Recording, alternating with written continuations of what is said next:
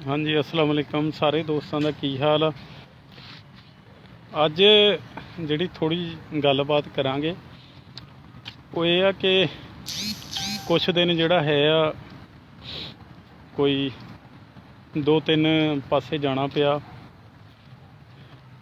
ते जाना इस करके पिया कि कुछ फौतगियां सी जनाजे पढ़न जाना होया। और जदों बंदा जांदा आ कोई फौत होया हुंदा ते बंदे दा मूड जिहड़ा ना बहुत सैड हो जांदा ते सैड जे मूड दे विच कुछ सैड ही गल्लां बातां लिख हुंदियां ते जिहड़ा हैगा आ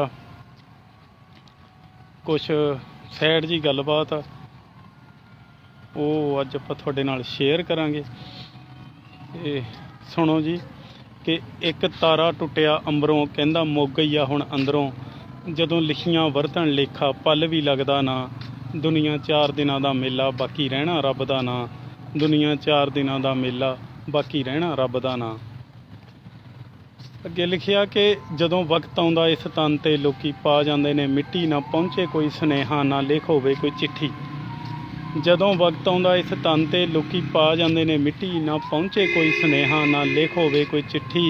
तपे हिजर कोलियां वांगू दारू किते भी लभदा ना दुनिया 4 दिनां दा मेला बाकी रहना रब दा ना दुनिया 4 दिनां दा मेला बाकी रहना रब दा ना।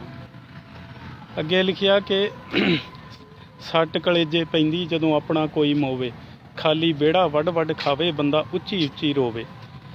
सट कलेजे पैंदी जदों अपना कोई मोवे खाली बेड़ा वड वड खावे बंदा उच्ची उच्ची रोवे। कोई ते भरिया मेला यारां बिन सजदा ना दुनिया 4 दिनां दा मेला बाकी रहना रब दा ना दुनिया 4 दिनां दा मेला बाकी रहना रब दा ना। ते अगे लिखिया कि चलो कदे कदाई रोसा अखलाक मैं जर सकदा चलो कदे कदाई रोसा अखलाक मैं जर सकदा रुस्से नूं मनाउण दी खातर मिन्नतां भी कर सकदा पर रोज़ लड़ाई झगड़ा टोबे आलिया फबदा ना दुनिया 4 दिनां दा मेला बाकी रहना रब दा ना दुनिया 4 दिनां दा मेला बाकी रहना रब दा ना। ये सी जी कुछ गलबात, उम्मीद आ तुहानूं चंगी लगी होऊगी। बाकी दुआ सारिਆਂ ਲਈ यही ਹੁੰਦੀ ਆ कि हੱਸਦੇ वसदे रहो राजी रहो। तो कुछ एक दोस्त ने बाहरों फरमाइश की सी कि कोई परदेसियों के बारे च ਜਿਹੜੀਆਂ ਗੱਲਾਂ ਬਾਤਾਂ लिखियां होण कोई गीत तो वो कोई 2 लाइनां लिखियां सी वो मैं साझा करूँगा, हले मुकम्मल नहीं होया। तो जिदण मुकम्मल हो गया वो भी तुहाडे नाल पूरा भी साझा करूँगा। वो लिखिया कि सुनी परदेसिया हवावां विचों सुनी वे छेती छेती हुण किते वतनां नूं मुड़ी वे।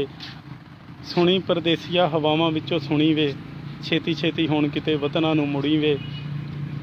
दिल विच बैठी तेरी याद डेरा ला के कन्नां विच बस तेरा नाम बोली जांदा अखां विच रहिंदी ए उडीक सदा वसदी अखां विच रहिंदी ए उडीक सदा वसदी घर दे बनेरियां ते कां बोली जांदा घर दे बनेरियां ते कां बोली जांदा। ते बाकी ये है कि दिन जोड़ा कम्मां कारां च लंघ जांदा ते इस वेले थोड़ा जिहा टाइम हुंदा तुहाडे नाल कुछ गलबात आपां कर लई दी आ जदों भी कुछ थोड़ा बहुता ताज़ा लेख हुंदा।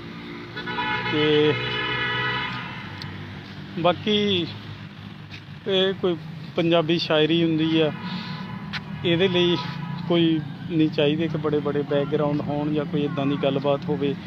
ते ये तां जिहड़ी आ कदर लिखे होए दी पैंदी आ।